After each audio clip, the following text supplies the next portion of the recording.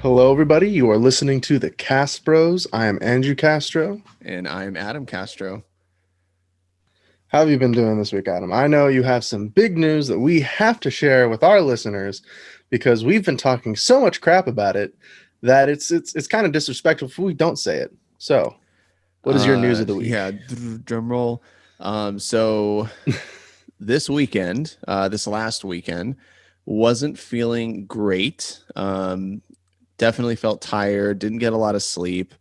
But all of a sudden started feeling body aches, a little bit of warmness in the body, which eventually manifested into a fever and body chills. So, I get sick almost every year. In fact, 2019 going into 2020 was the only season I hadn't gotten sick, funny enough. But yeah, I started not feeling well. And so just to be on the safe side, I decided to go get a COVID-19 test. And turns out it came back positive. So your very own Adam Castro of the Cast Bros um, has been in the ring with COVID-19. And And how long has it been since that positive? Since you took the test? um, I actually took two tests. So one was on Monday. It was a rapid antigen test, and that came back positive.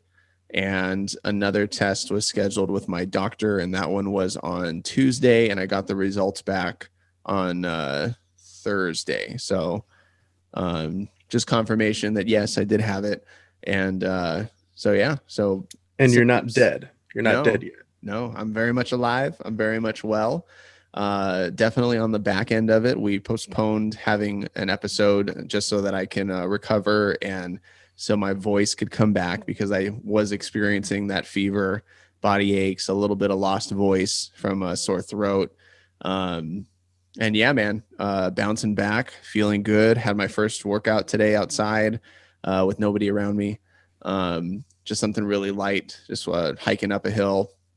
And then yeah, I'm looking forward to being done with my quarantine time. So since I was positive, I do have to spend extra time at home, and that does mean that Christmas has been put in jeopardy for me seeing Andrew. Andrew is actually Mm-hmm. home right now.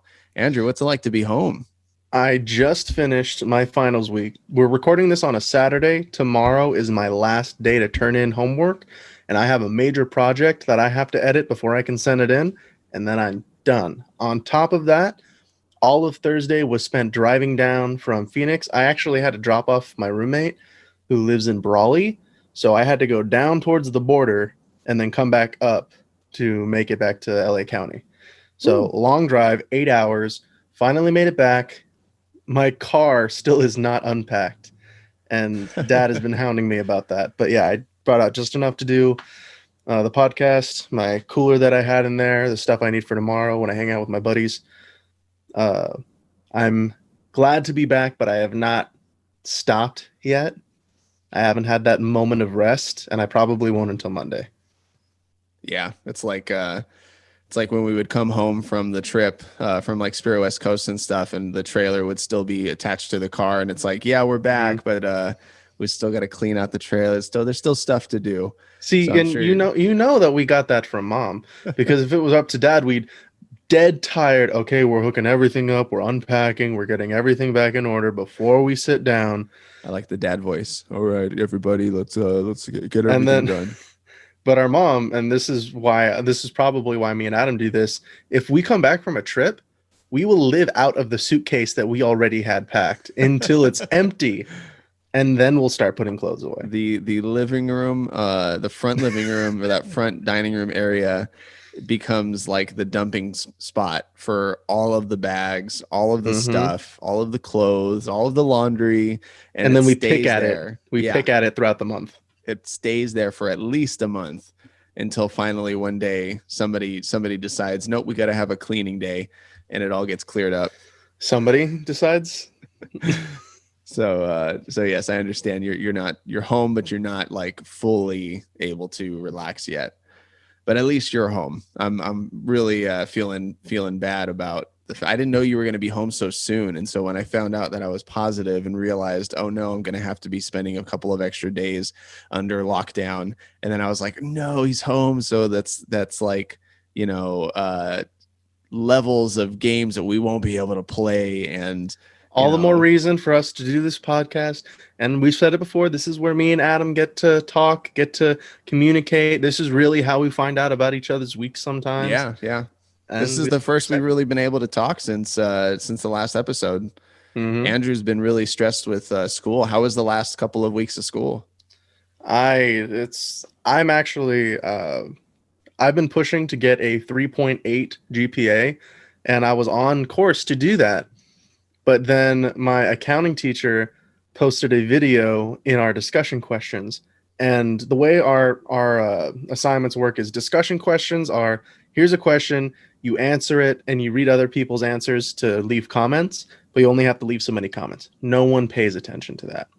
And then there are announcements that everyone gets to see, everyone knows what's going on, important things that the teacher needs to tell us, right? In one of the discussion questions, underneath, like you would have to look for it to find it, he posted a video that tells us that the site that we do our homework on shut down 2 days early. Oh no. So I had a homework assignment that I had planned on doing today before the podcast that I couldn't even start because the site is already shut down. So that is going to be 3.5% of my grade in a single assignment gone. So I had an A in that class. I'm probably going to end with an A-. I'll survive. How dare you? I'll survive, but I won't get the GPA that I wanted. Oh, well. Oh, well. I'm proud of you, Andrew. It's not stressing you out. It's not a... I have no choice. It's not a matter of stress. It's a matter of I have no choice. But all the more reason why I wanted to get that other project that I stopped at it tonight. All right. Well, good to know that I won't be a distraction for you, keeping you up all night, playing video games or watching anything. If all goes well and we all stay healthy and we have no symptoms 3 days before the end of the time, we should be 100% good to go for Christmas Eve and Christmas Day and all the fun stuff for the holidays while you're home. And if not, we'll stick you in hazmat suits and it'll be fine. We'll still have a good time. Yeah. You did get a chance to come by and drop us off a humidifier for the apartment that we're in. And what did you tell me right away when you came in? You're like 2319. Yeah, 2319. For those of you youngins who, and I can't believe I just said that. I cannot believe those words just left my mouth. That's a reference to Monsters Inc., which apparently not a lot of people have watched. Not even people my age have watched. And that's sad considering the release of MU. Yeah, no, Monsters Incorporated was a really good movie. And I recently watched, I don't know if we recently watched that one or the MU, but I forgot how like jazzy the soundtrack is for that movie. The beginning and the outro, everything, it's all a bunch of jazz and everything. I was like, wow. And it didn't fit the movie. It did not fit the movie, but it was fun. It was memorable. Jazz had nothing to do with the movie at all. And yet it fit in so perfectly with, like the intro and outro. Exactly. Yeah, it was... Fun stuff, man. Hey, okay, so what do we have for energy today for tonight? Tonight, and I'm pulling this out of the mini fridge that I have in my room that I'm very proud of, even though it's really just storage for our parents who come in here and fill it with popsicles and my mom's protein drinks that she keeps in here. Hey, you be happy you have a fridge in your room, okay? You be happy. See, this is another one of the... I wasn't even allowed to eat in my room, much less have a refrigerator right next to my bedside. I eat in my room out of necessity. If I have a lot of homework to do, or if I'm in the middle of a Dungeons and Dragons session and I decide, hey, I'm hungry, I have a placemat in here on my keyboard desk because I don't use the keyboard desk. And it's out of necessity. I don't spill. I make sure all the trash goes out at the end of the night. I don't spill. I don't do nothing. Adam, till the day that he left, was leaving popcorn in the cushions. Having said that, Like I said, this fridge is mostly for secondary storage when we run out of room in the living room. I have Red, White, and Boom, America's energy drink Justice, and that is Justice. strawberry kiwi. And I don't think we pointed this out last time, but these have uh, descriptions, and I don't know if they copied that from Monster, because Monster will have a description of the flavor, what it means according to the franchise or whatever, their depiction of the flavor. This one has a picture of a militarized Lady Justice, and it says, "Never big enough. Have you ever been in a courtroom? Of course you have, you degenerate. See the statue of that woman, blindfolded, holding some scales? That's Lady Justice, holding the scales of justice and balancing them between support and opposition in the administration of justice. See Our Lady Justice? She's peaking. Why? Because the scale of energy drinks in our great land have been tipped in the direction of garbage, throwing the balance off between great taste and value in the administration of killer energy drinks. Well, no more. America Energy Justice flavor has arrived to permanently reset the scales, keeping one eye open to assure our nation never backslides into energy drink tyranny." Now, what does all that jazz taste like? No idea. Kidding. It tastes like kiwi strawberry. There you go. I love that kind of marketing. It's funny, it's entertaining. I enjoy it. I enjoy people putting that kind of thought. It brings a story to each drink. It really does. It brings a backstory. It brings character to each and every energy drink. All right, he's taking a sip. Does it taste better? Does it taste better than the garbage Justice League movie that we got a couple of years ago? Does it taste better than that at least? Just tell me. Absolutely. That's not okay. That's not setting the bar very high though. It's good. I'm tasting a lot more kiwi than I do strawberry, which is not something I expect in a strawberry kiwi combination. Yeah. Normally you expect the strawberry first, but no, it's good. I like it. It's tangy. Awesome. Now what did you bring out? You sell out to COVID? Well, I got I'm out here putting real effort into this. Well, no, I got one more for you here. Let me see. You have been enjoying right now the kiwi strawberry energy drink, while for the last couple of days I've been enjoying the kiwi strawberry sparkling vitamin C, 1,000 milligrams of vitamin C in packet form. So mine doesn't taste too bad, but I'm sure yours tastes better. But no, for today, today was actually the first day since Saturday. The first day since Saturday that I've had coffee. So I am enjoying myself a nice cup of coffee. Notice that this is the second time he's copped out and chosen coffee over an energy drink. I'm telling you, man, it sucks to be away from coffee and energy drinks. I've got like 5 in the fridge right now,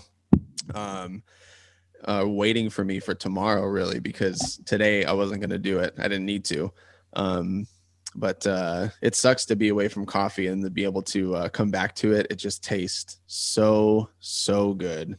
And I also wanted to point out, since I am copping out and doing coffee again, I wanted to point out that this mug is from the Promenade in Temecula, and the Promenade was the location for a lot of the C28 free concerts that we used to go to. Really? We would drive over to Temecula, and these were completely free concerts. You would see bands like Seventh Day Slumber. That was definitely a regular. You would see bands like Decipher Down. You would see Skillet, 1,000 Foot Crutch. We actually saw Waverly at the Promenade in Temecula. We actually drove Waverly to Guitar Center because they had forgotten a missing parts for like some sort of thing for their drum set. And so we drove them to Guitar Center and then back because our parents knew Aurelio from C28. And not that they were like, buddy and close friends, but they knew each other's faces. And so whenever we went to these concerts, Aurelio would know my parents by name and know us by name and invite us to do like backstage things and everything. So This is also the place where I got to have California pizza with skillet. This is also the place where I ran down Trevor McNeven from Thousand Foot Crutch and had him sign my belt. That I remember. That I remember. Now he's having all these great memories of all these travels with all these bands that both of them grew up loving. Both of us grew up loving. All the memories I have of all those times, I was in the car. You weren't. I was in the car. I was at home. One of the two. You were at home for some of them, but you didn't. I was too young. I was Yeah. young while you were having a life. Yeah, you didn't enjoy those events as much as I did. That's for sure. And you were definitely like the young one, the cute little face that went along with for the journey. You know, everybody loved you though. Everybody loved you being around, even if you weren't like totally sold into the culture of the concerts and everything. I think even Family Force 5 did one of those concerts. But those were the concerts that would have the posters that would say stuff like free concert, bring all your unsaved friends, because 9 times out of 10 there was going to be an altar call that Seventh Day Slumber would do or another band would do, and it was all geared towards having a lot of fun, playing a lot of good music, and bringing people to Christ. And that was the whole goal that C28 was going for. And C28 is the same company that made the Not of This World t-shirts. Mm-hmm. So that's who they are. Unfortunately, they are no more. And some other company bought out Not of This World, and they barely even sell any, but which frustrates me to the max. And like you said, I didn't necessarily buy in to the whole concert culture, but I definitely bought into the whole using music as a means of outreach, especially in the apparel and the kind of things. And we said it before, C28 was a Christian Hot Topic. It was a little edgy sometimes, but it was cool. It was interesting. And we've talked about it before, not being ashamed to wear a Christian tee or a band t-shirt instead of something else. And I was never once ashamed to wear any of their clothing because it was a conversation starter. It had scripture. It was beautiful. And most of it is gone now. And I feel bad. And not just for that, but like Adam's saying, they used to put on those events and it was a great form of outreach. And I'm not really too sure what exactly happened. I don't know if it had to do anything with taxes, or I don't know if it had to do with how the Christian industry and the music industry was going at the time. But yeah, they're not around anymore. I think too, in the last couple of years that they were around, their designs were getting really expensive. The shirts that they were using were getting really expensive. They were starting to bring in other companies and selling like really high priced Christian watches and really high priced Christian jewelry. And then their designs just got really complicated. It wasn't simple. I'm wearing a shirt today, actually, from a brand called Our Faith Tees. And it just says on it, set your minds on things above, not on earthly things. And it says the verse Colossians 3:2. And very simple, not loud, not maybe even not artistic in a way, but it's super simple. And I enjoy wearing it. It's a good t-shirt, and it encourages me to go out and wear Bible verses and outreach in that way. And I think that they had just kind of gone in the wrong direction and made things a little too complicated. And they're not the only ones. I see a lot of brands that are even there today now who, take Kanye West. Jesus is king. Kanye West. He doesn't even know how to put the letters in the right place on a CD, or let alone a t-shirt. So, it's a hard thing being a t-shirt company, man. It's a hard thing. Evidently. But my favorite of the tees and the logos that they had in C28 when it was starting out was the plain basic NOTW. That was it. That's all it was. It was NOTW Gothic and white on a black t-shirt. That was it. And it was beautiful. Yeah. It was elegant. They did more where it got more Gothic. It had faded shadows behind it, twists and curls going all up the side of the shirt.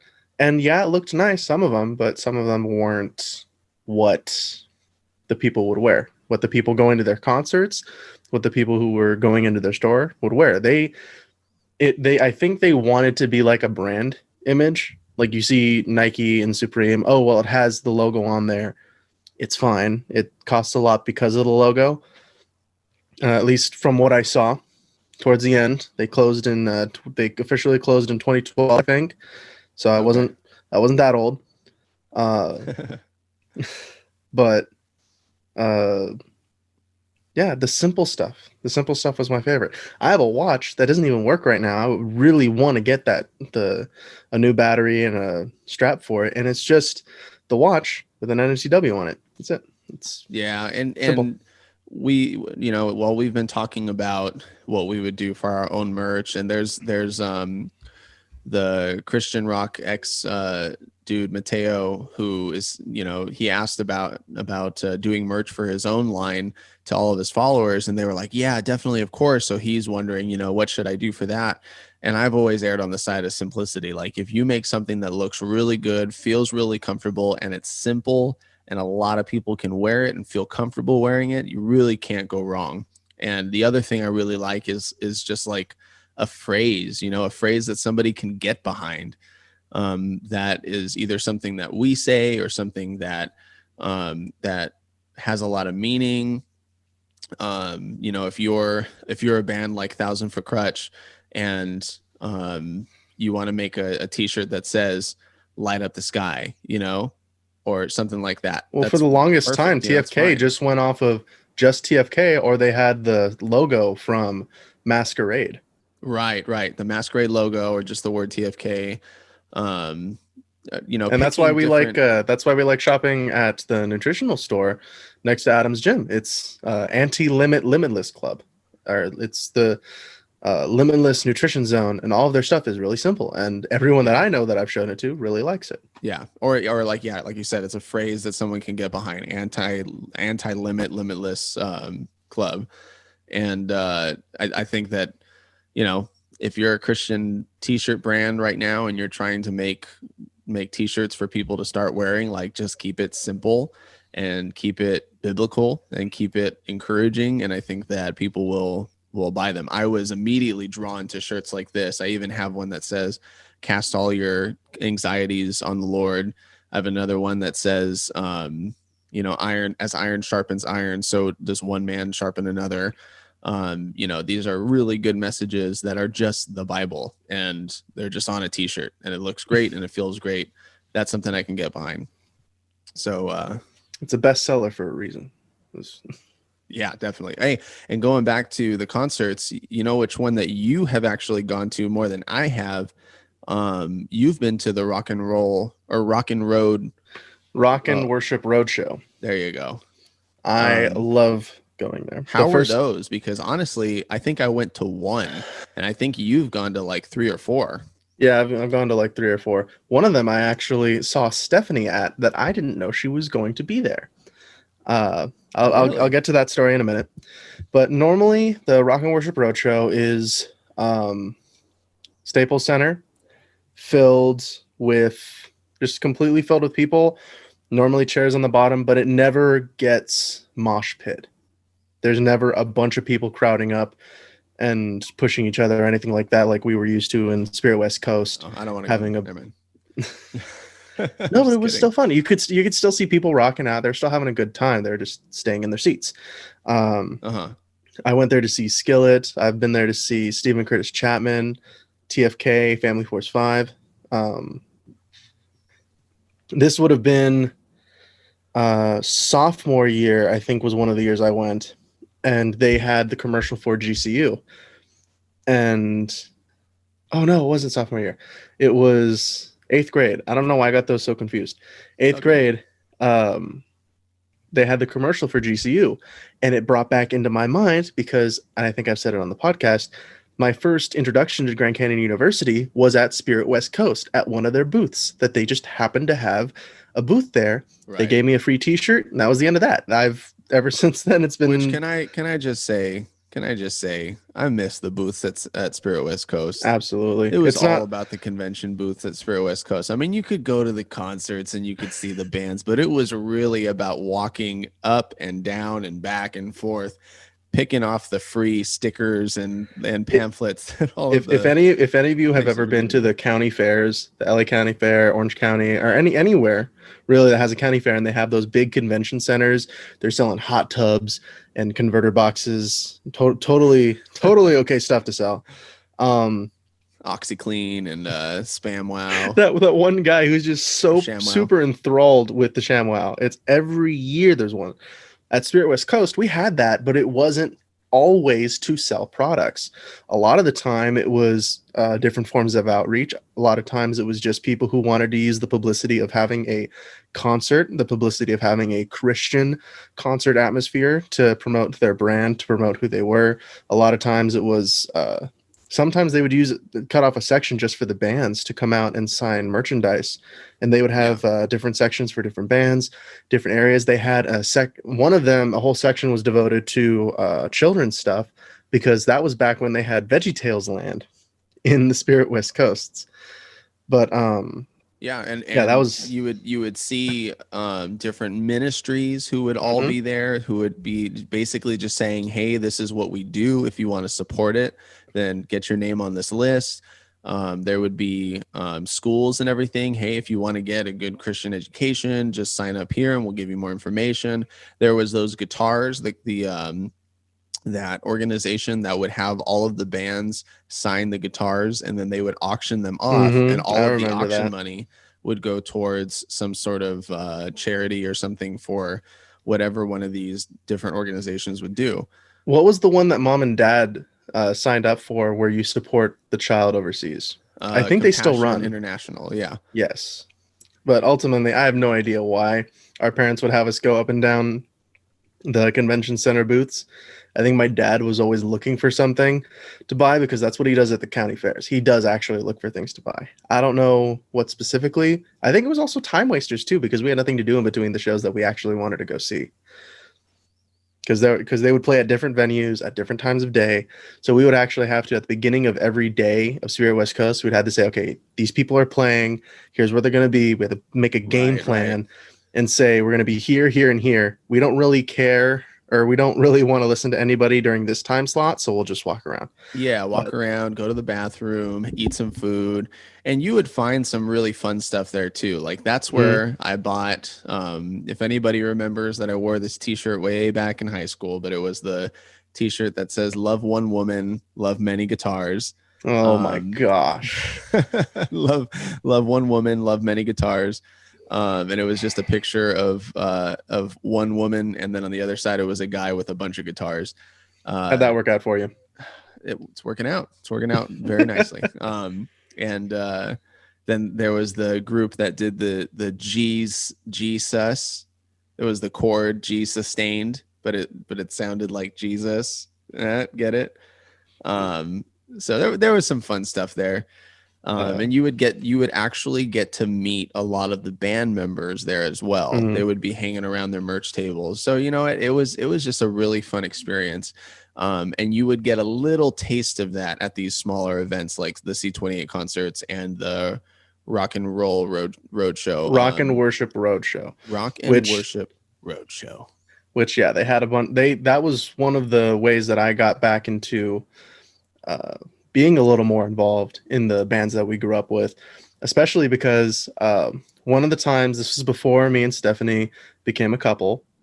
It was after one of the choir concerts that we had been to. At this time, I liked her. I think I had asked her if she liked me, and she said no.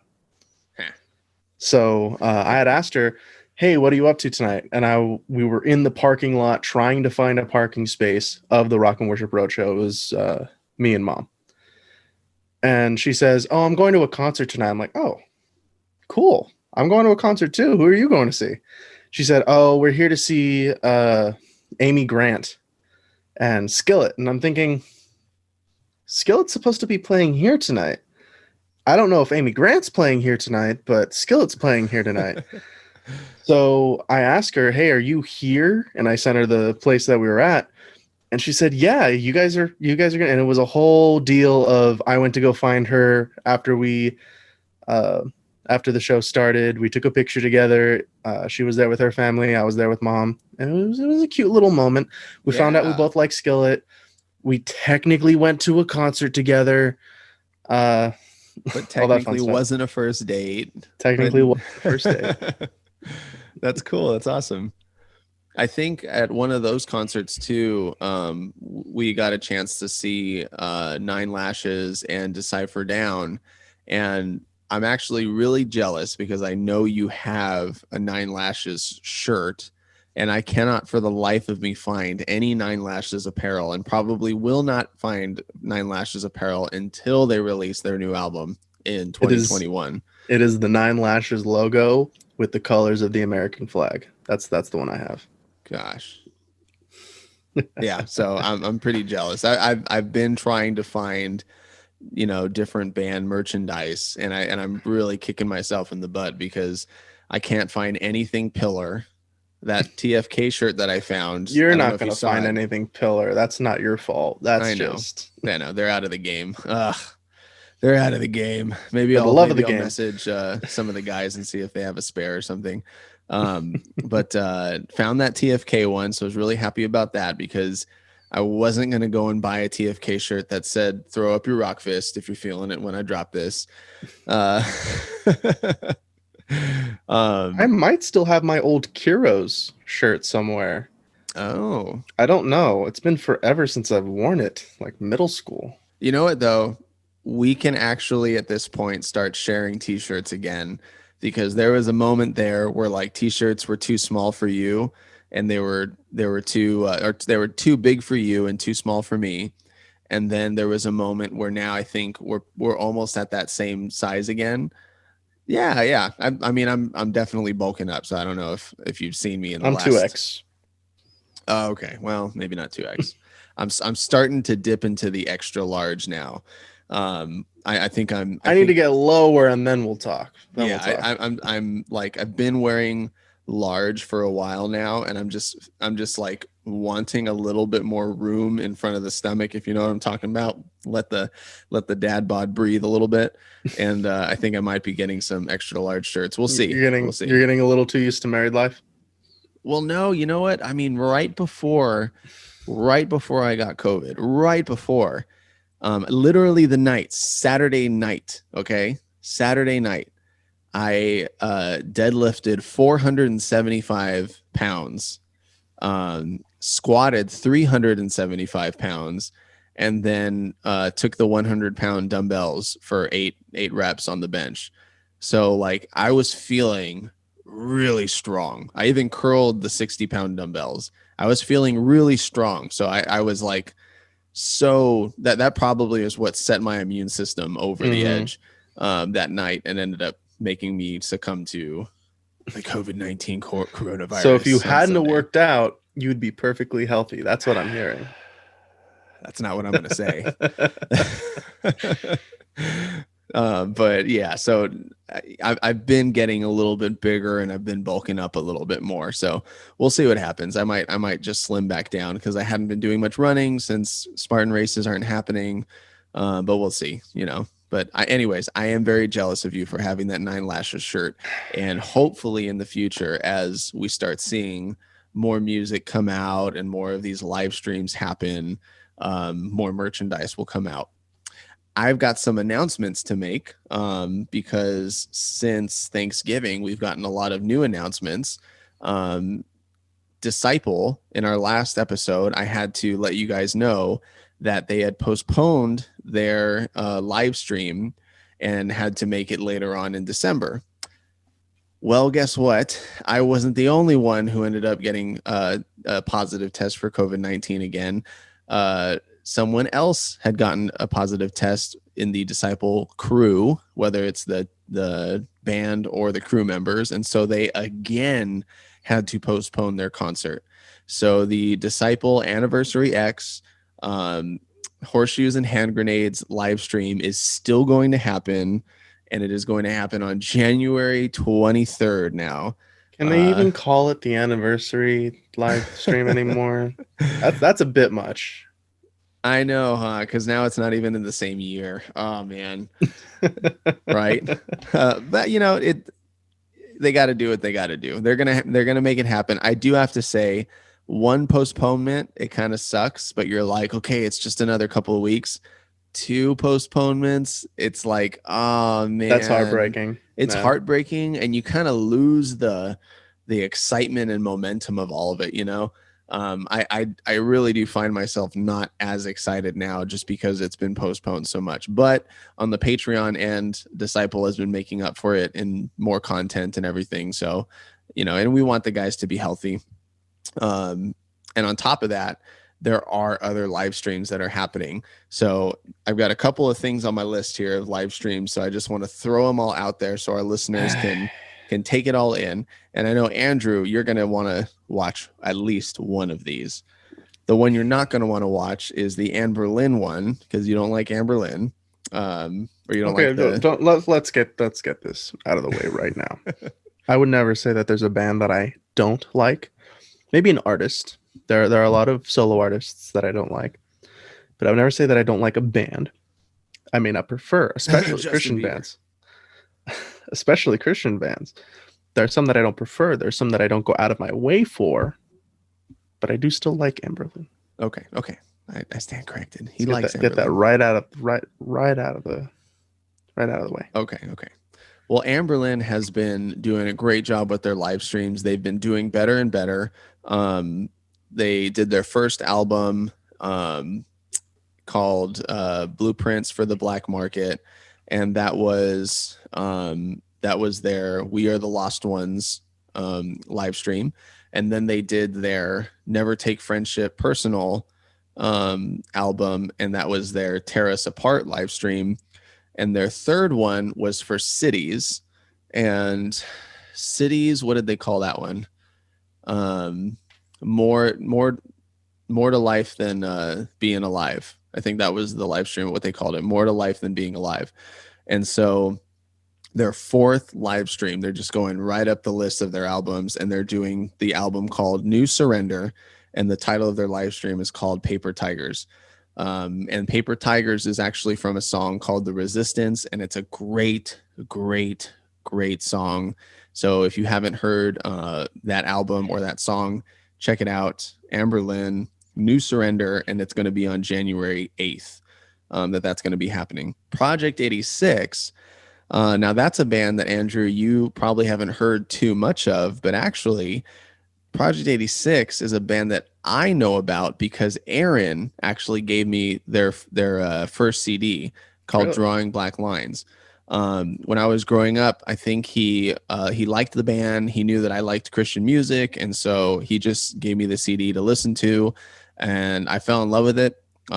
So oddly enough, they are going to be having their live stream for that album called Drawing Black Lines, and that's going to be on January 15th.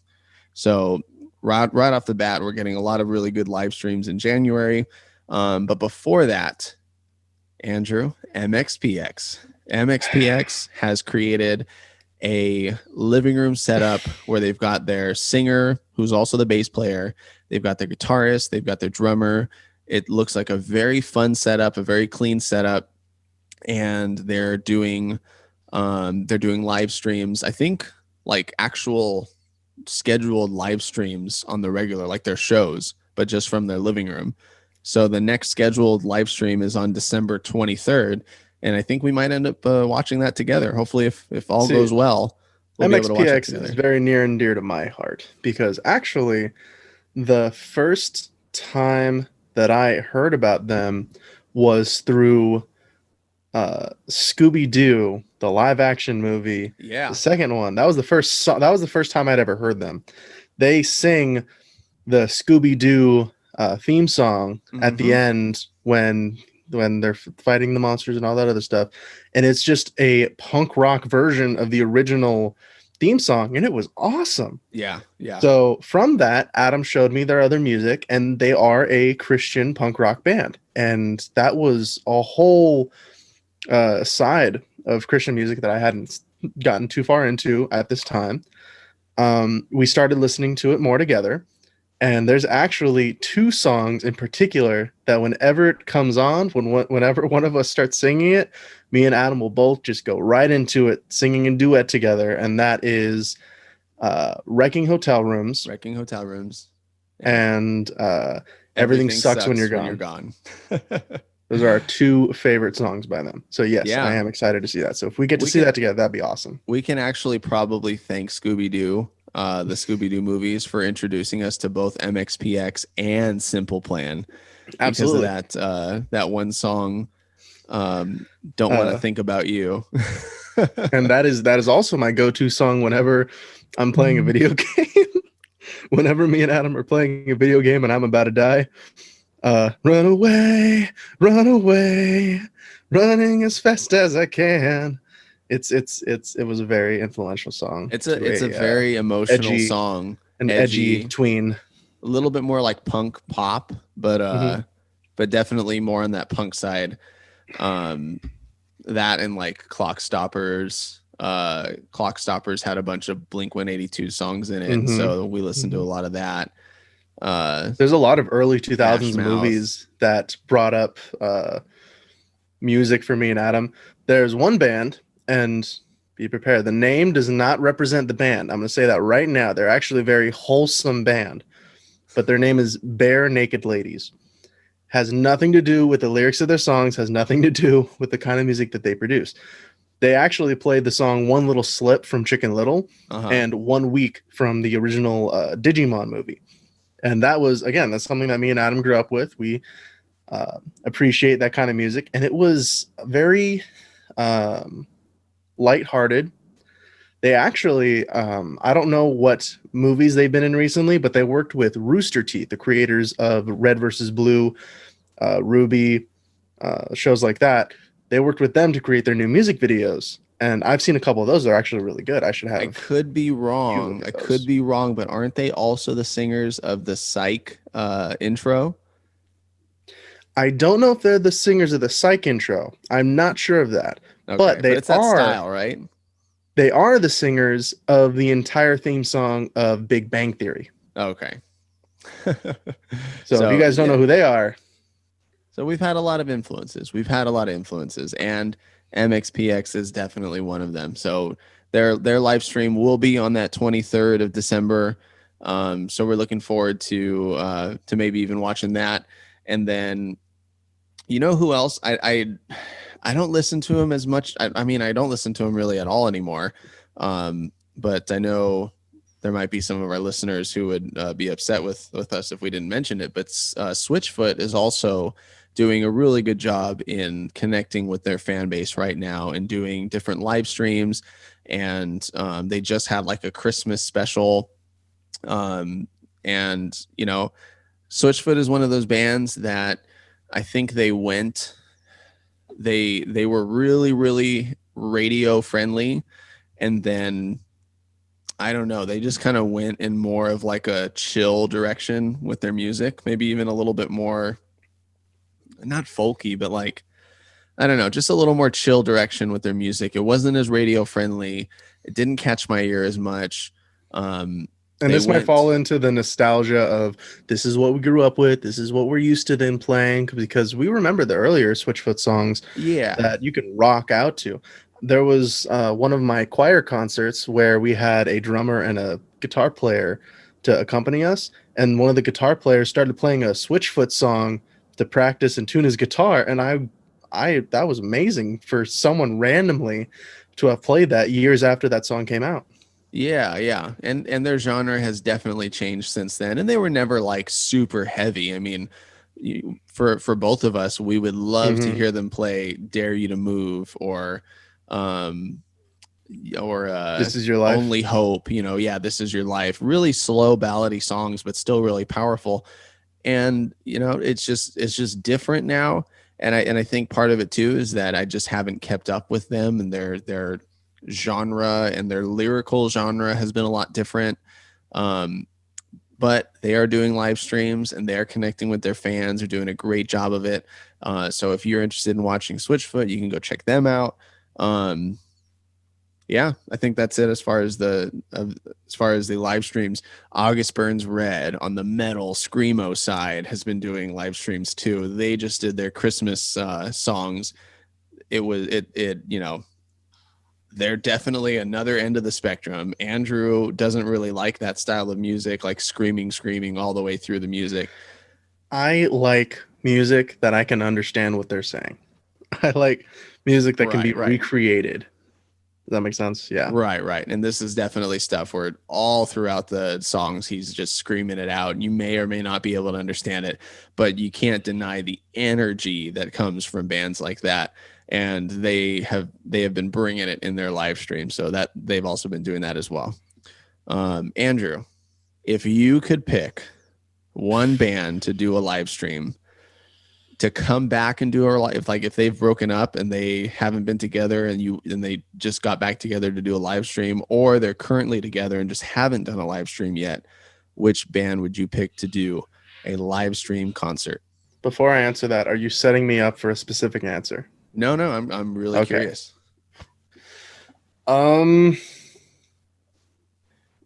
Nothing comes to the top of my head because a lot of them have already started doing live streams. I really can't think of one that would stand out because, again, like a lot of the ones that we grew up with are currently doing live streams and are currently selling merch and doing that kind of thing. So you wouldn't want to see like Family Force 5 come back together and do a live stream? I don't think that that's their style. From what I've seen, of like that was something that came to mind. But when I think of Family Force 5, they are very crowd immersive. They're very much about building energy off of the crowd. Yeah. And that'd be a little weird to see on a television set. Okay. So that's my reason for not going straight to that one. But TFK, Skillet, they're already doing it. Hawk Nelson. What about them? Ooh, like Hawk original Hawk Nelson? Mm-hmm. Okay. Ooh, I don't know if that's going to happen, brother. Letters to the President. What was the other one? I So Hate Consequences. That's Reliant K. That's Reliant K. I'll cut that out.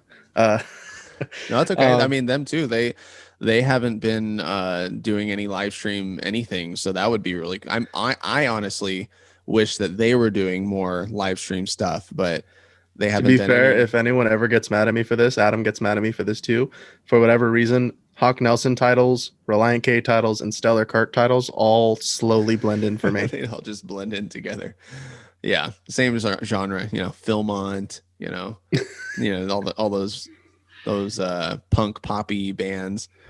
But yeah, Hawk Nelson, that would be awesome for Jason Dunn to come back and be the lead singer of the band because of everything that's gone down with their last lead singer. He came out and basically said that he was deconstructing his faith. He didn't know if he believed in God. Didn't know if he believed in Christianity as he once did. I don't know where he's at right now. I don't want to put any definite, like, he doesn't believe in God anymore. But he was just under a time of deconstructing his faith and then reconstructing it. I do follow him. I don't agree with a lot of things that he's coming out with.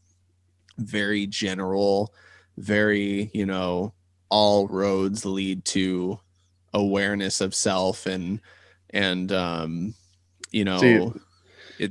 out of the gate, I am the way, the truth, and the life. No one comes to the Father except through me. That is the cornerstone of the Christian faith, that there is only one way. Right. And unfortunately, he has, I don't want to say that he has fallen astray because, this might just be a way for him to learn more about his own weaknesses and a way for him to learn more about his insecurities. And then at the other side of this, just like Jason Dunn had been saying that he went through a period where he had to deconstruct his own self and deconstruct his faith and then put it back together. But when he was putting it back together, when he finally realized, like, oh my gosh, I had gotten it wrong in the past, he finally found, God and found that the truth was in God's word. And I'm just hoping that the previous lead singer will find that out for himself as well. And Jason Dunn has expressed his encouragement to him, that he's praying for him, and that he is encouraging him to just kind of do this with an open mind, and to, hopefully come back to the faith in his own time. But yeah, that would be amazing if the lead singer of Hawk Nelson would come back, Jason Dunn, and do those albums. Letters to the President, Smile, It's the End of the World. Dude, Smile, It's the End of the World. That would be... I'm trying to think of the one that it was talking about how we have short attention spans. I forgot the name of the song.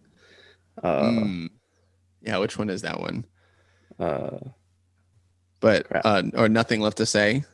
No, it's the one where he's talking about the double-edged sword. The double-edged sword of being lazy and being bored. That's another Relient K song, my friend. That's Maintain Consciousness. I could have sworn that was...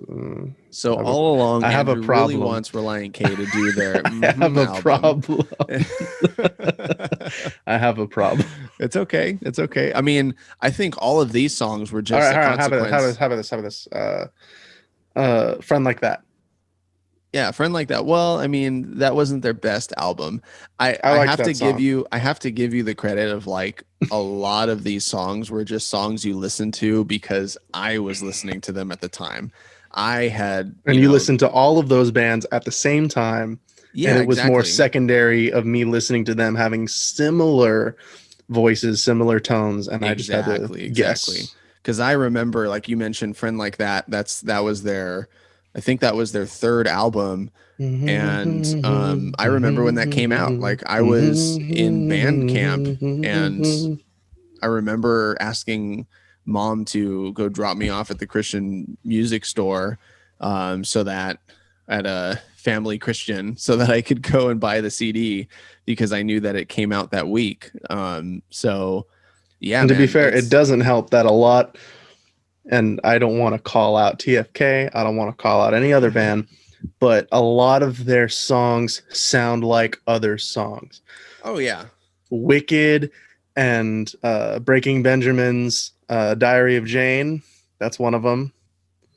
Yeah, but you wouldn't have known that. I mean, maybe that's what I'll listen to Diary of Jane now, and I hear the intro. I'm like, oh, this is wicked. I know where the beat drops in this song, and it's the wrong part. Wait, what is this song? And I have to... Yeah, in retrospect now, yeah. But it was different. It was really different. Like, when you know Breaking Benjamin first, and then you go back and listen to Thousand, like, all of those songs that might sound like, like a Cutlass song or a 1,000-Foot Crutch song or whatever. Those were songs that I was introduced to in high school as well, from, like, LimeWire. You won't know the LimeWire days of, like, friends saying, hey, have you heard this group or heard that group? And you would literally sit there on LimeWire, which was an illegal music downloading program. Are you sure you can put this on the podcast? Oh yeah. The cops already know. I had to tell them when I went in for my polygraph test to be a part of the sheriff's department. Oh yeah. But it was an illegal music downloading site. And for some reason, it was just so popular that everybody used it and got away with downloading a bunch of music for free. So, like, I remember Skillet had come out with their song Live Free or Let Me Die. And that is a song that I got off LimeWire. All my Breaking Benjamin songs I got off LimeWire. Sorry, Breaking Benjamin. A lot of different music I got from LimeWire, because friends would just say, hey, look this up on LimeWire. Hey, look this up on It was like Spotify, but illegal. And you could download it. Plot twist, they just changed their name to Spotify. Exactly. It looks pretty much like the same logo too. But yeah, every single day, man, it was like a job. Like, I'd come home from school and just be like, okay, I got to download this whole album. And you would click it and you'd have to wait for it to down. It would take a long time for it to download. So you could only And you didn't share any of this with me. No, I did, because I would download it and then put it on a CD, and then I would give it to you, or I'd give it to Mom, or I'd give it to myself and have it in my CD case for my CD player, aging myself here. But with my skull candy headphones and Hey, no diss on skull candies. I like those. but yeah, man, those were the days, and it is a little different, you know, going back and listening to it. Does Hog Nelson and Reliant K sound a little bit like Simple Plan and Blink 182? Yeah, maybe. But the messages were definitely different, and that I think, I was just listening to the ICRX podcast, which is the iChristian Rock, or the iChristian guy Cole and the Christian Rock X guy Mateo coming together. They're doing a podcast now. Really, really great. They just recently interviewed Nate Parrish of Cutlass. He's one of their guitar players and just came out with a punk rock album. Andrew, I think you would really like it.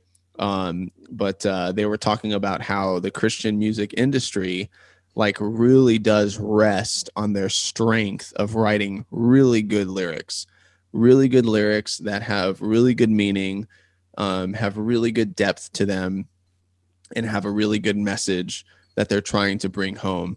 And that is the difference that you'll find for a lot of Christian groups. And that's what we said. That's our favorite part about Christian rock. It's the messages. It's the way that it can make us feel, not just the emotion of the music and the song, the beats, the rhythms. It's the message along with the song gets our heartstrings moving, and it's beautiful. Yeah, and we know when we're being taken for a ride on, you know, the same old route that we've been over with mountains and stars and, you know, waves of mercy, waves of grace.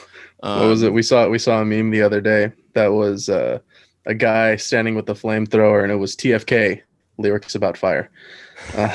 Yeah. So we know when we're going through the same song and dance, but we also know when, hey, there's, you know, like Kevin Young from Disciple, like John Micah from Cutlass. You've got so many Christian artists who just do a phenomenal job being great lyric writers.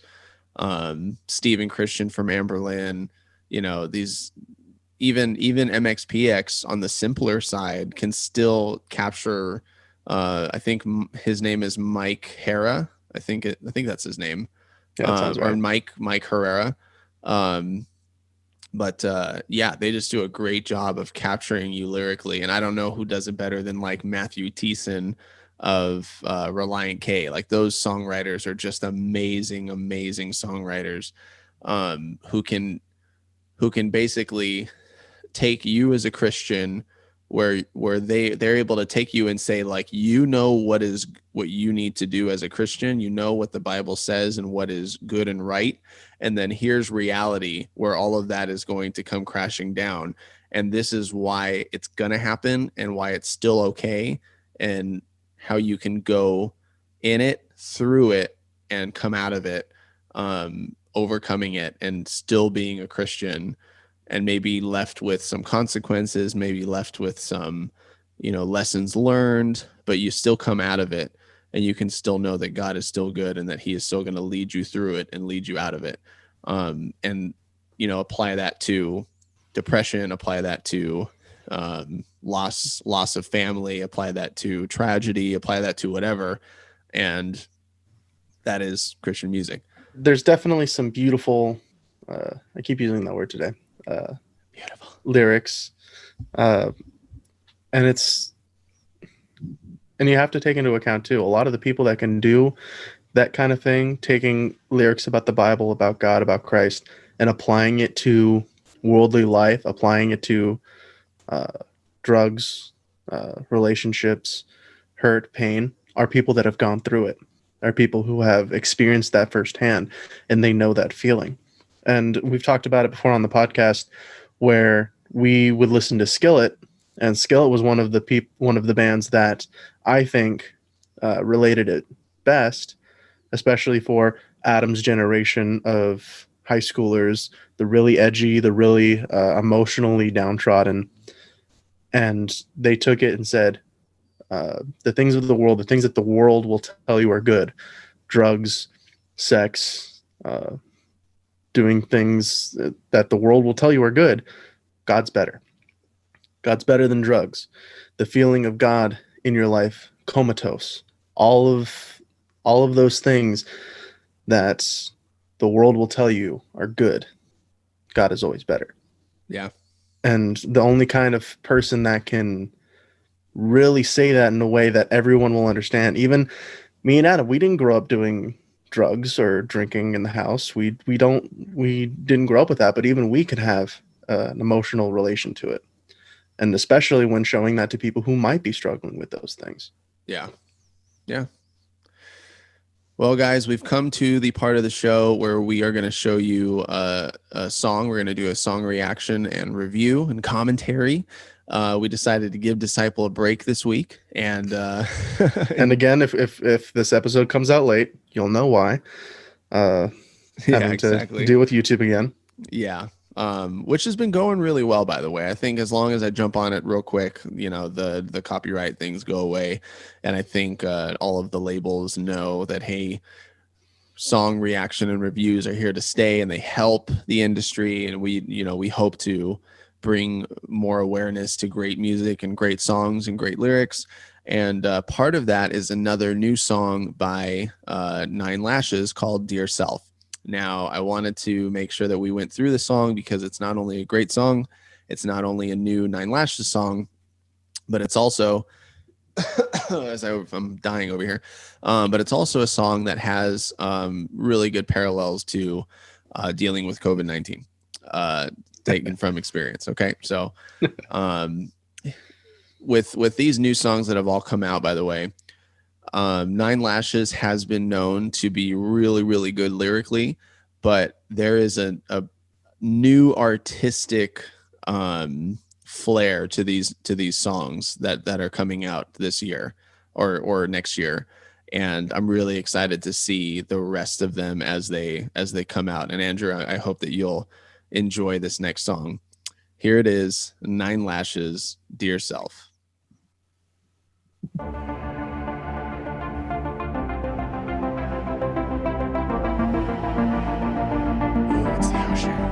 You and I need to call out for help, 'cause we've wandered too far out to sea.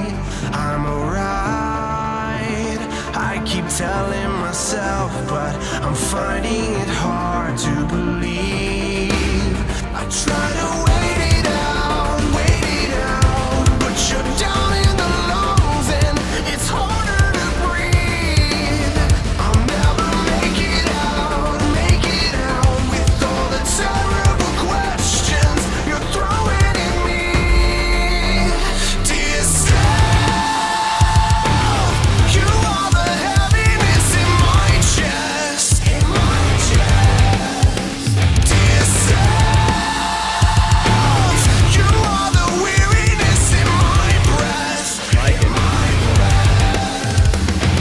For all the times you took control and all the years of mine you stole, the day has come to let you go, dear self. All right. So So I far can the tell- first verse and yeah. the chorus. What's up? I can tell right out of the gate that this is not exactly a trope, but talking on the topic of being your own worst enemy, already being conflicted with yourself because of what we consider the flesh holding us back, beating us down, the heaviness in my chest, the thing that's taken so many years out of my life, the thing that I don't trust the most is Yeah. myself, because we give into ourselves all the time. We give into temptation. We give into all these things that we bring ourselves down, and people will feel like they don't have control over it. The things that are beating us down, the beating of the waves, it's constant. Yeah, and I love the imagery that Mhm. that they're having right here in the video. If you're watching this with us, it starts off with the ocean. It starts off with these waves, and the imagery that it's giving here in the chorus, saying that, like, dear self, you are the heaviness in my chest. You are the weariness in my breath. Saying things in the verse like it's harder to breathe. I'm finding it hard to believe we've wandered too far out to sea. It's not a mistake here that it's using this imagery of like being carried away with the waves and being brought underneath and drowning. Like when you are losing yourself in the water, when you are losing your control in the ocean, it feels like you're drowning. It feels like, oh no, I'm going to sink. I am no longer in control. And I think that that's the kind of feeling that they're trying to drive out of you. The first verse says that you and I need to call out for help because we've wandered too far out to sea. I'm all right, I keep telling myself, but I'm finding it hard to believe. I try to wait it out, but you're down in the lungs and it's harder to breathe. I'll never make it out with all of the terrible questions you're throwing at me. Dear self, you are the heaviness in my chest. Dear self, you are the weariness in my breath. For all the times you took control and all the years of mine you stole, the day has come to let you go, dear self. And like Andrew said, dealing with the flesh, dealing with our own self, us as our own worst enemy, the classic me versus me kind of battle that we have internally, our Holy Spirit against our flesh, our Holy Spirit against our own thoughts. Knowing that what you're doing is wrong or what you're doing is self-destructive, but not being able to escape the cycle. Yeah. And I just love the imagery that they're giving in this song. All right, let's keep going.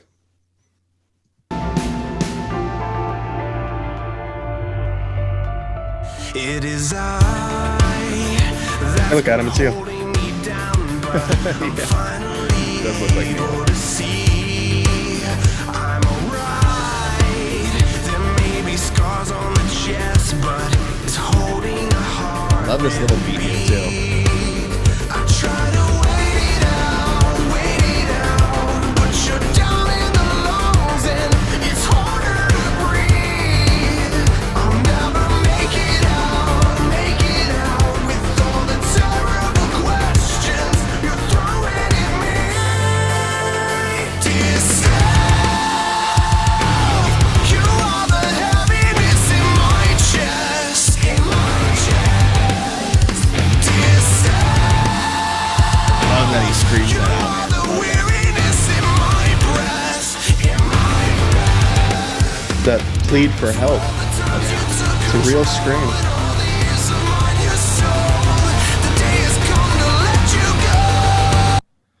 Before we go on into the bridge, let's go over that verse. It's saying, it is I that's been holding me down, but I'm finally able to see. I'm all right. There may be scars on my chest, but it's holding a heart with a beat. Like, even though it's difficult to make it through the challenges that I face, I'm still alive. I'm still okay.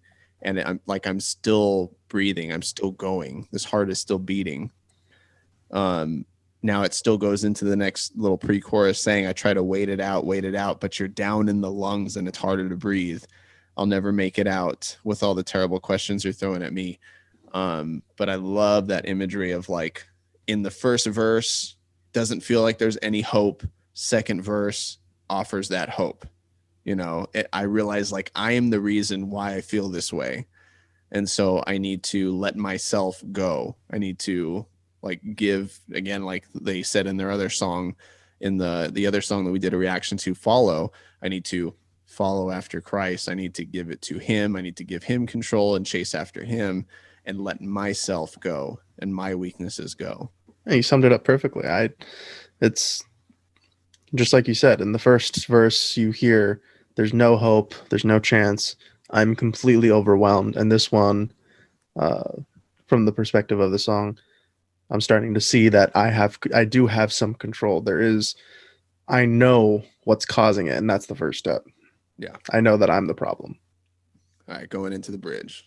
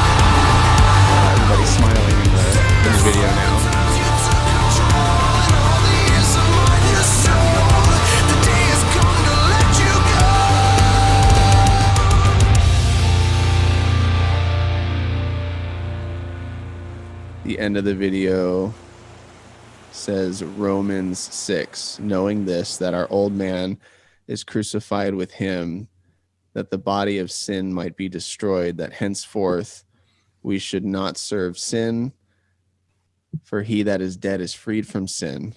Now, if we are dead with Christ, we believe that we shall also live with him, knowing that Christ, being raised from the dead, dieth no more. Death hath no more dominion over him. For in that he died unto sin once. But in that he liveth unto God. Likewise, reckon ye also yourselves to be dead indeed unto sin, but alive unto God through Jesus Christ our Lord. Love that they're adding in that extra verse. Is there any more scripture after that? Let's watch on. Let's see.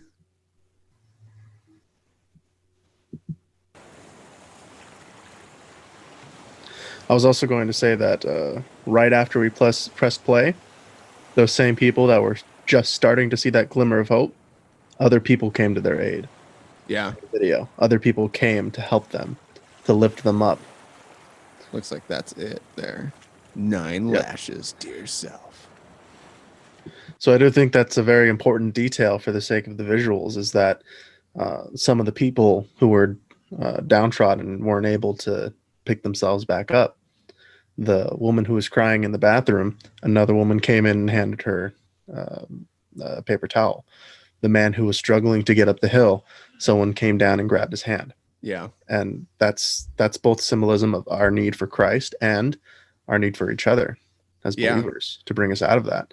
And continuing on to the rest of the relating the visuals to the lyrics, when we started seeing people individually again, it was a combination of people ready to fight, ready to commit to pulling themselves out of that situation, and other people letting go. Letting go, surrendering the control they think they have. And we've talked about it on the podcast. We're Castros. It comes with the territory to be very controlling. But even us and even our Father has been humbled by God to relinquish control, because ultimately it's not, our lives aren't up to us. Our lives are up to God. So I mean, I'll tell you what, getting a positive test for COVID-19 sucks and totally takes out any plans that you have for the next 10 to 14 days of your life. And it really does kind of, it humbles you and makes you realize, like, nope, I gotta just trust God and say, you know what, whatever is going to happen in these next couple of days, whatever I'm supposed to learn is what needs to happen. I didn't tell you this, but the other day, before I got that test, that positive test, before I got COVID, before all that happened, my car broke down. There was a crack right going through my coolant reservoir, and had to get my car towed. And I had an amazing conversation with the guy who towed my car. He was a believer. He had a friend who was considering going to church. He confided in me and said, "Hey, I want to know what your perspective is on this." And he was like, "Wow, what you said is exactly what my small group leader said. And that, you know, God's definitely trying to resonate this message with me. So you never know when things go out of your control, that they're actually in the control of God and in happening the way that he intended it for it to happen." And that's the true representation. That's the true representation of having a Christian family. Yeah. Of being able to, if I look to another believer, I don't have to know who they are. I don't have to know what their background is. If I know that they're a believer and they appear to be sincere in that, then I can confide in them. And that brings us all of us closer together. Yeah. Yeah. Instantly your family, instantly you're brought together by that. And you want to help that other person. You want to be there for them and give them anything that God has given you as a resource to help them.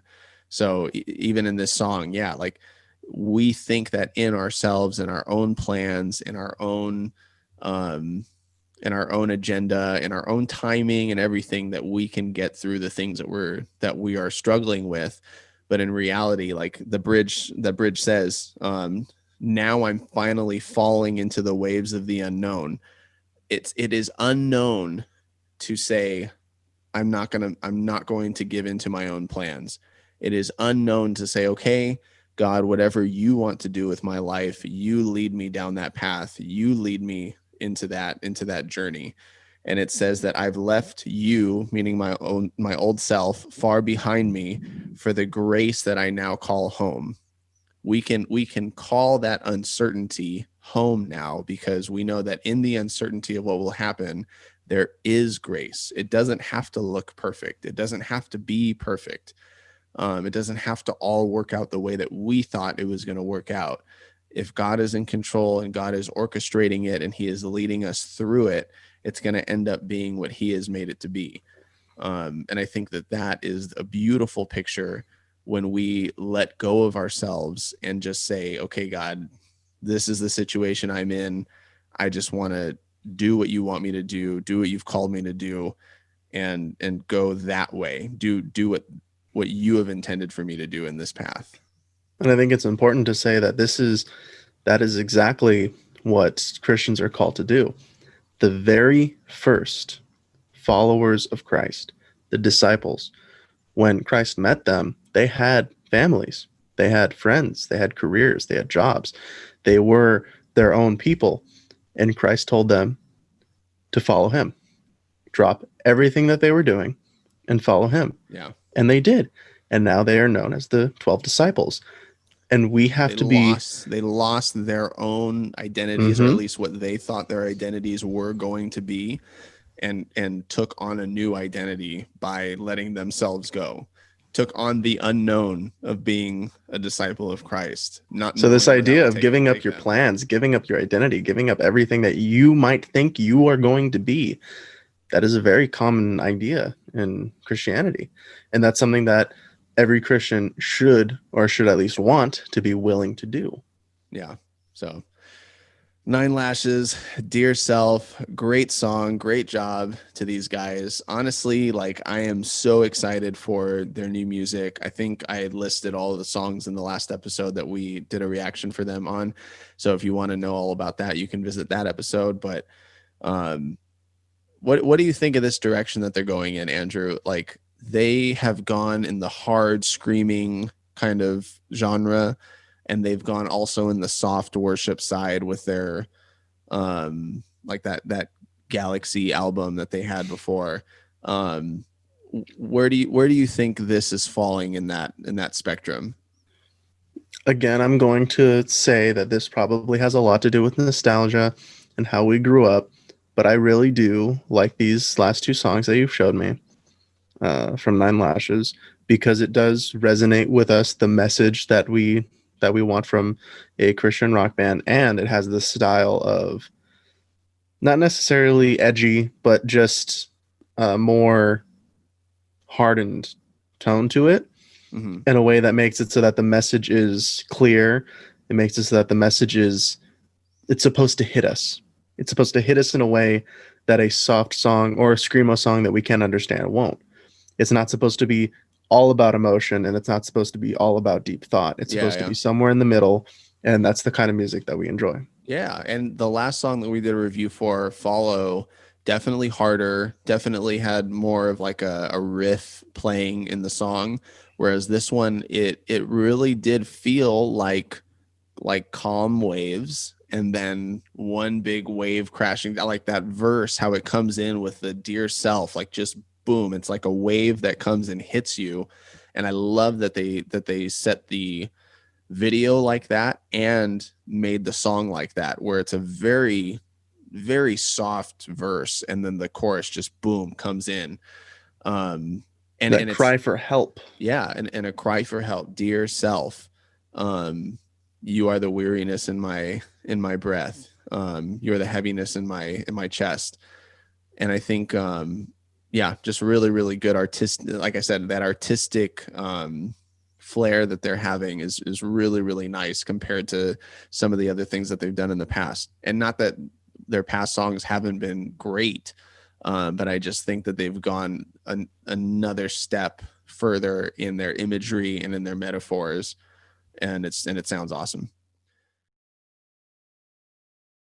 But yeah, man, I'm excited for Christmas, and Hey man, you're on the front line there. You're home. So that means you got to be the one baking the Christmas cookies. Mhm. I'm expecting sugar cookies. I'm expecting peanut And I get butter to be the one who cookies. gets all the burnt rejects that you and I like so much. I'm gonna have to take all those for myself to make sure that they pass the taste test. Something tells me you will sacrifice willingly. Man, and we're gonna have to plan out the movies we're gonna watch, because I bet on Christmas we're gonna want to watch like Arnold Schwarzenegger Jingle All the Way. I never liked Jingle All the Way. I never liked that movie. You guys would make me watch it every year. I never liked Jingle All the Way, and I never liked Polar Express. Polar Express was because of the puppets. That freaked me out. But Yeah, Jingle Polar All the Express Way, is a weird movie. Jingle All the Way, it just didn't grab my attention. I feel like it was It's big Arnold because it was Arnold Schwarzenegger, man. Schwarzenegger. That was And why it was big. Sinbad. It's Sinbad and Arnold Schwarzenegger. How could you not love that movie, man? Put the cookie down. I just couldn't.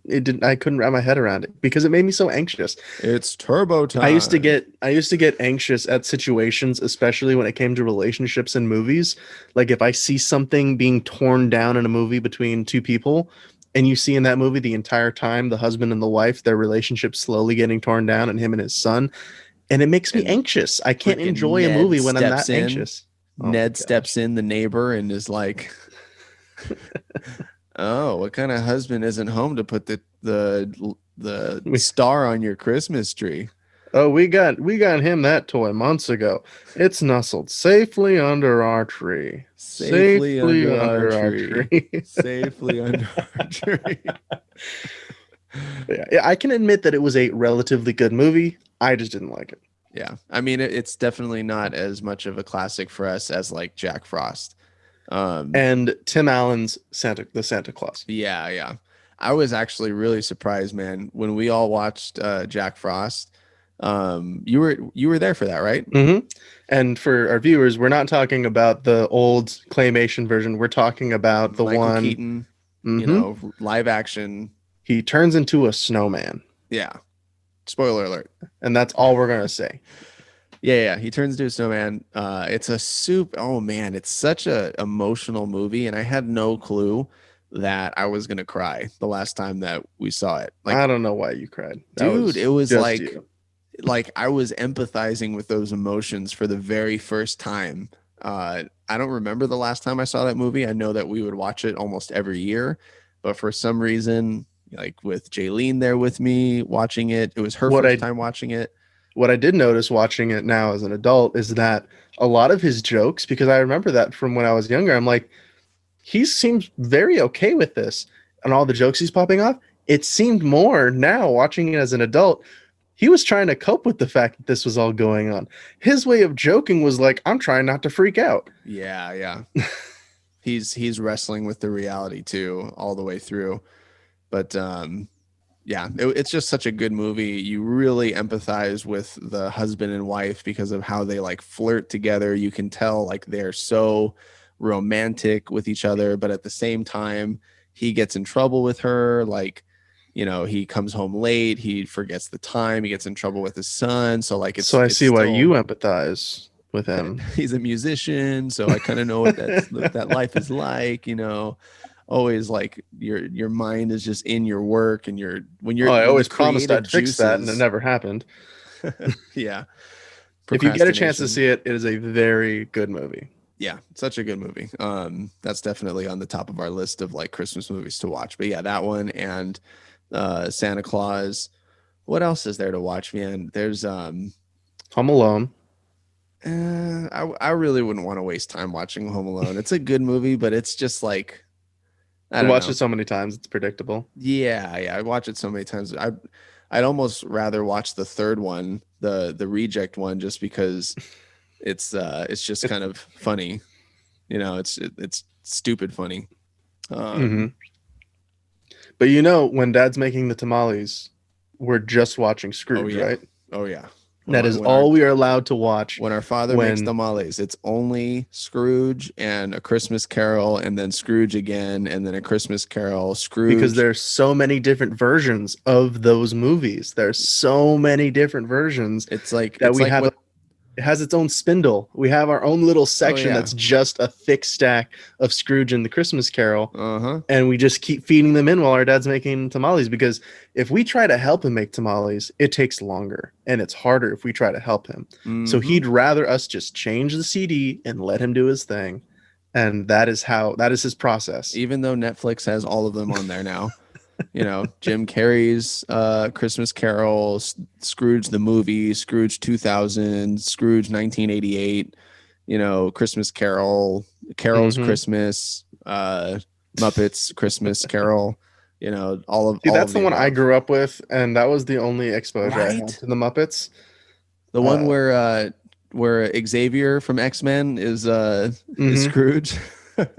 I really did like that one, but at the same time, when I got older and I realized, oh wait, the Muppets weren't there. This isn't the normal Christmas Carol movie.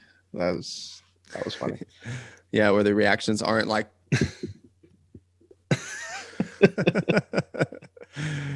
You mean there weren't two old guys in every balcony making jokes about what was going on in every single?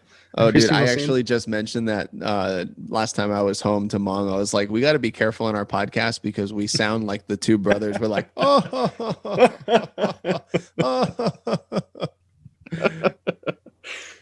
just talking crap about our family, about our lives, about California. Exactly. But yeah, Christmas movies are an essential part of the Christmas season, as well as just throwing on the Hallmark Channel and just watching Hallmark movie after Hallmark movie. Dad, with a bowl of popcorn and a box of tissues. Dad and you like Hallmark. Me and Mom don't. It is the same cookie cutter story every single time, with the exception of the one with the firefighter and the cats. That is the only one that breaks the mold. And it was okay. I do enjoy me a good Hallmark movie because I like the predictableness of it. Actually, it's really funny. KJ, see, that's what made you and me homeless romantics. That's why. Homeless romantics or hopeless? Both. Hopeless. Hopeless romantic. Yeah, it's true. We were raised with Hallmark in mind. KJ52 posted a Instagram story that had a picture of a Hallmark. It's just a Hallmark screenshot with some girl crying, and it says, "Let me guess, busy professional woman doesn't have time for love, goes home for Christmas, meets a bachelor, snow falls, and somewhere along the line there's a puppy." Every Hallmark movie ever.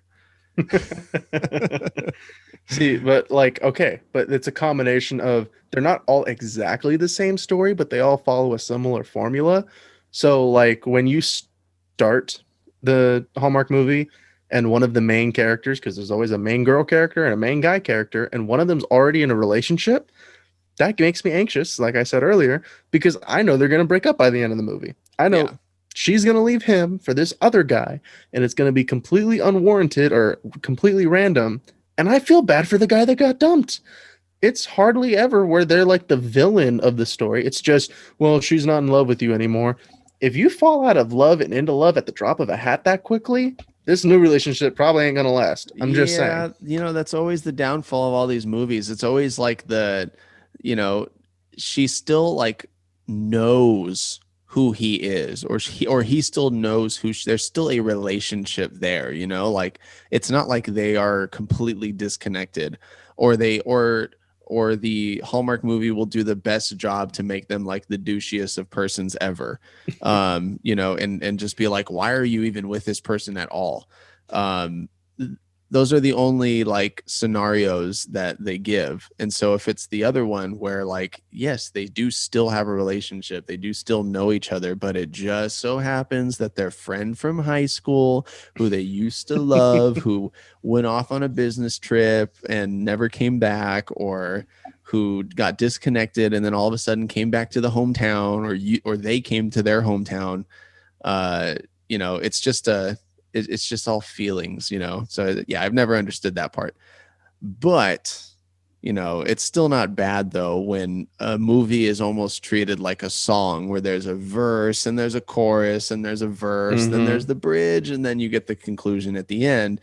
it's not bad to see those movies where you kind of know what's going to happen and you expect for all the lovey-dovey happiness stuff to happen, you know? But I think the part that I hate the most about those kind of movies are the stupid, easily avoidable misunderstandings. And an example of this would be me and Mom just watched White Christmas yesterday. And in the story, spoiler alert, please, if you have not seen White Christmas, watch it. It is amazing, musical. And I don't normally like musicals, so that's saying something. Not Black Christmas. Not Black Christmas. White Christmas. And I actually am not. This is not a BLM joke. It's not a BLM joke. That's just because there was a movie called Black Christmas that Chris Stuckman did a review on, and he said it was not a good movie. It was too feminist. It was not tastefully done. So again, White Christmas, not Black Christmas. Which is something that we can point out now. We can appreciate those kind of movies that try to be social justice, whatever, if they're good. If they are legitimately good on their own, we have no quarrel with them. But White Christmas, spoiler alert, one of the women overhears something on the phone that makes one of the men sound like he's money grabbing when he's saying that he's just trying to do something nice. She hangs up the phone and then he says, "No, I don't want money for it. I just want to do something nice." She tells another woman who was romantically involved with the guy on the phone, and then she just goes and leaves. He even tells her, "Do you want to talk about it? If you have something to say, say it." She's like, "No, I'd rather not," and then just leaves. No, that's what actually happens in real life. I know, and that's what makes it so frustrating. If you have something to say, say it, because you saying 2 sentences would clear up the entire thing, and then it would be a non-issue. How many times does that happen in our own family, Andrew, where someone's like, "Fine, forget it"? See, but when we do it, it's normally because we already know the answer, or we're just too dumb to realize. Let's be honest. Half of it is because some people just don't want to talk, and the other half is because the rest of us don't care. But yeah, those kind of Christmas movies where it does follow a kind of formula, but they're more like Cliff Notes than they are the script. Yeah. That's the kind of thing that I enjoy. Okay. Well, no matter what, watch yourself a Christmas movie this season. We will make sure to do that. We're going to try to get one more episode in before Christmas that will release on Christmas, so that we can talk about, we could even do a music review of a Christmas song. I think that we've got a couple that are in the queue that we could bring up. And I think our mother, your wife, and my girlfriend would probably appreciate if we at least tried to do some kind of carol session on the podcast. What do you think about that? What do you think about that? Our viewers probably perform a song on the podcast, or at least record it and then play it on the podcast. We could probably do that. Let's try it. Maybe do like his Christmas story from Capital Lights. This is another good segue. Getting Adam to practice Christmas songs anytime other than the week of Christmas is like pulling teeth. Adam refuses to practice songs in any kind of timely fashion. And it's not just Christmas songs. We could be practicing Christmas songs on the week of Thanksgiving when I'm here to practice. They're all the same chords. When we had to do worship for Awana Camp, I told him, "Hey, let's practice the week before. Since we're both here, we have time." Like, no, we'll do it later. Why is playing music is perfectly fine for you. Playing music any time of day, you'll pick up a guitar, you'll take my guitar, and you'll start playing. But practicing specific music for a specific event, no, just out of the question. What's that about? I think that's just a consequence of my procrastination. I think, and then also my faith in your ability to meet my low expectations. Load of crap. But it all works out, man. It all works out. I don't think anybody realizes how every single project that I've been a part of, and that includes every worship team I've been in, every concert I've done, every Awana Camp, has all been the product of just barely making it. And not even just barely making it, but like how, throwing you up there on the bass when you didn't know how to play And bass. that's one of the reasons that I threatened to stop playing with you that year, because you did everything last minute. And when you told me one thing and I tried my best to work with it, you changed it up, or you said still wasn't doing it right. That's why I wanted to practice beforehand, so we wouldn't have that issue. Right, but we didn't even know if you were going to be doing that. Like it was a last minute change because I was really considering just having you play keyboard and playing the bass on the keyboard. And then when it finally came out that it would just be easier for you to play bass and for me to teach you the notes, well, then it was like, okay, do I try to teach you everything all at once, or do I teach it to you day by day? And for me, I always find it easier to teach, and I would expect for you to have it easier to learn in little chunks rather than all at once. And so it just kind of happened that way. I also think this was during the time when I was still going to school, and it was like we only had a little bit of time during the summer to prepare for it. But yeah, man, it still all worked out. You know, I think that, you know, not anything due to me. And I think that it helps me to realize that it's not me at all. It's not in my teaching abilities. It's not in my even like skill to make any of this stuff happen. But like I said, all of the projects I've been a part of and all of the concerts I've done, it hasn't worked out because I have done amazing things with it. It's just been because I've been like, hey guys, let's all get together. I hope you were able to practice. I hope you had time to practice this. I hope we all had time to learn it as much as possible. So what you mean is by the grace of God. That's what Yeah. I'm hearing. No, absolutely. Like I don't think I've ever tried to take credit for doing amazing things with the group of people who were before me. Like I have had to lean on all of your strengths when I've done things like that. So, you know, I know we've talked about wanting to be in a group and be in a band and like put out punk rock music and stuff like that. And it's, you know, when that To be fair, happen, I thought that was a pipe dream, but I've also thought that us doing a podcast was a pipe dream. So, they're all pipe dreams, man, until, you know, something comes down the pipe. So it's so that being said, if we do perform a song for all of our wonderful viewers, it will have been practiced, decided on, and played and recorded within the hour. Not even the same day, in the hour. We're gonna decide, real quick run through, and then record. That's all it's gonna be. Exactly. And it will come out probably pretty good. I mean, we only had one practice day before that Christmas open mic night that we did. Oh, and that turned out great. I mean, that was awesome. You had me sing a version of Jingle Bells that I had never even heard before. And he did great.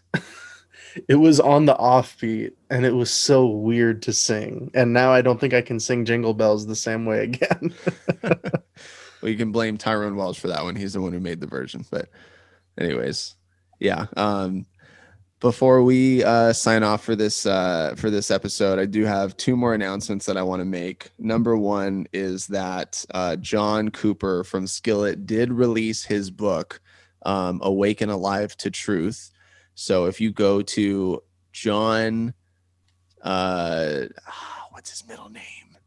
John L. Cooper. I think that's the website, John L. Cooper. And I'm going to double check that right now. JohnLCooper.com. JohnLCOOPER.com. You can find his new book called Awake and Alive to Truth. And I really like what he's trying to do with this book. He's basically saying this is going to be a talk about culture and the truth of the Bible and what it means for them to be put together, what it means to be a Christian in today, searching for truth. Where do we find truth and how do we live truth? And he's like saying, if you are a new believer, if you're someone who's interested in the Bible, if you're someone who like feels illiterate in the things of the Bible, or someone who feels literate, like he is all about making the Bible simple to understand, but still truthful, but still to the Word of God. So I'm really looking forward to reading through that book. Awaken Alive to Truth. And then the second thing I want to say is that Cutlass is doing something called Bibles for Kids. And like, it's a really simple message. They are partnering with an organization. Let me see. Yeah, EEM. I think it's actually their organization that they started. But in Croatia, they're trying to get 300,000 Bibles for children in Croatia. And it only costs $5 to give 2 Bibles to 2 kids. So the Cast Bros, Andrew and I, were able to be a part of that. And we want to encourage you to be a part of that too. So if you go to their website, www.eem.org, you can be a part of that under Cutlass's portion of that. Or you can go to Cutlass's Instagram, which is just official Cutlass on Instagram, and go to that link. So I don't think there's anything better that you can do for kids than give them the Word of God and give them an education in the Word of God. And that is exactly what they're doing. They're teaching them what the Bible says, what it means, and who God is and who Jesus Christ is. And that is exactly the kind of thing that we want to be a part of, for anybody, really, for you guys, for them. So yeah, go over to Cutlass and check that out. So looks like we're not going to have, I mean, it really feels like 2021. I don't know what a revival is going to sound like in 2021, but it's going to be some sort of like a, coming together of believers to do great things through music and organizations. Man, I think it's really going to happen. The way 2020 turned out, who knows? 2021 might just be the calm before the storm. I made a lot of Four Horsemen jokes at the beginning of 2020. The plague, famine, World War III. They started getting more and more accurate, and that was a problem. So we'll see. We'll see how that goes. Yeah. Well, we did finally get the vaccine for the coronavirus, so we'll see what happens with that. There's one I saw in particular, and it was a picture of black coffee in a styrofoam cup, and it says, if you can drink church coffee like this, you should have no problem with whatever's in that vaccine. Yeah. But see, because it's not supposed to get released to us for at least another month or so, because right now it's going to frontline workers, it's going to first responders, and then it's going to be released. Yeah. One of my previous clients has already gotten the vaccine. So really? Yeah. So she's a nurse, and so it's happening, it's happening like Trump said it would happen. I'm not one of the people who's like, hey, see, Trump said it would happen, so now it's going to happen. Like, those are few and far between things that have actually happened that he said would happen, but it did happen. See, but here's the difference. Both said it would happen. It sounded nicer when he said it. Yeah. That's what it came down to. Yeah.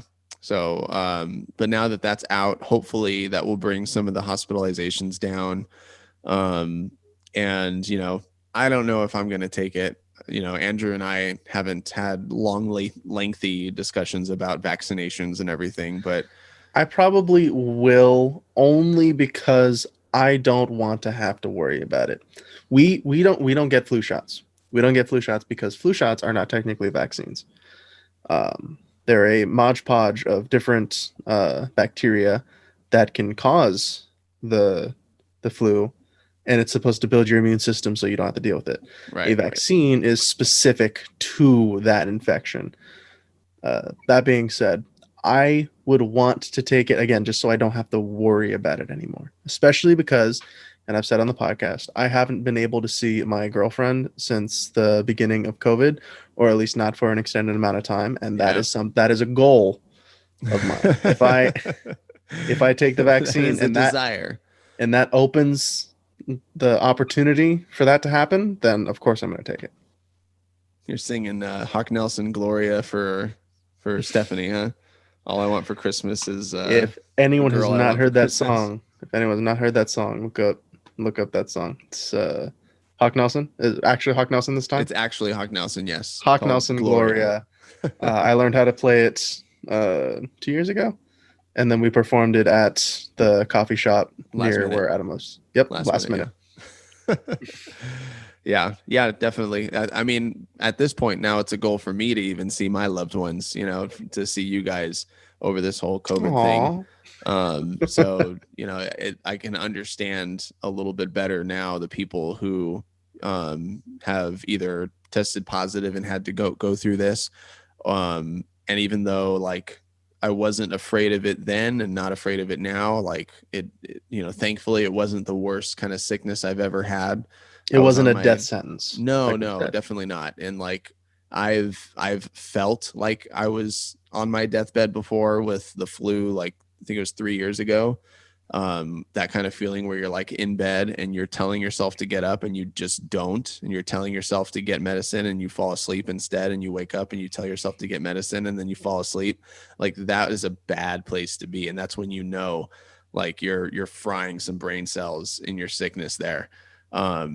You didn't have many to start with, so you should be fine. So yeah, I've definitely felt that way before, and this was completely not that. You know, I've got a little bit of a cough now, and that's it. You know, fever was never that bad. Body aches and chills, I was able to get through it just fine. So, and I remember the last time you got sick with the flu, the actual flu. We thought that was going to kill you. That was bad. Well, that was it. That's what I was talking about, man. Like just laying down, just like not being in control of my body, mentally or physically. And, yeah, and this was just not that. So I was grateful that it passed really, really easily. So, woo, I'm stronger than COVID. Come at me, COVID. People get mad at us for that one. I know. But anyways, we live to fight another day, and we live to host another podcast. So until that next episode, be sure to leave us a 5-star rating and review. Be sure to watch the episodes by subscribing to our YouTube channel, The Cash Bros. Be sure to subscribe to our podcast, The Cash Bros, so you'll be notified when new episodes arrive. And head over to our Instagram, The Cash Bros, and our website, thecashbros.com, for all of the other resources. Until next time, take care now. Bye-bye then.